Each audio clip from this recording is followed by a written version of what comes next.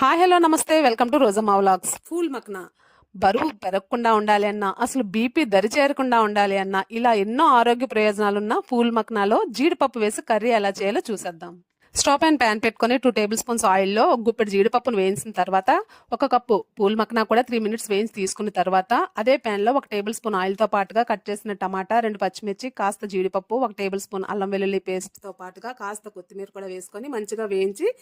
Grind చేసుకొని పక్కన పెట్టేద్దాం. నెక్స్ట్ అదే ప్యాన్ లో 2 టేబుల్ స్పూన్స్ ఆయిల్ వేసుకొని 1/2 టేబుల్ స్పూన్ జీలకర్రతో పాటుగా ఆకు, పువ్వు, చెక్క, అలానే కట్ చేసుకున్న ఆనియన్స్, పచ్చిమిర్చి, కరివేపాకు ఇవి మంచిగా వేగిన తర్వాత గ్రైండ్ చేసుకున్న పేస్ట్ తో పాటుగా రుచికి సరిపడా సాల్ట్, 2 టేబుల్ స్పూన్స్ కారం, 1/2 టేబుల్ స్పూన్ పసుపు, 1 టేబుల్ స్పూన్ ధనియా పౌడర్, 1 టేబుల్ స్పూన్ జీరా పౌడర్ ఇవి మంచిగా వేగిన తర్వాత 1 కప్పు వాటర్ కూడా పోసుకొని క్యాప్ పెట్టి బాయిల్ చేసుకుందాం. 2 మినిట్స్ తర్వాత క్యాప్ ఓపెన్ చేసుకొని ఫ్రై చేసిన జీడిపప్పు, పూల్ మక్నా వేసి 5 మినిట్స్ వరకు ఉడికించుకుంటే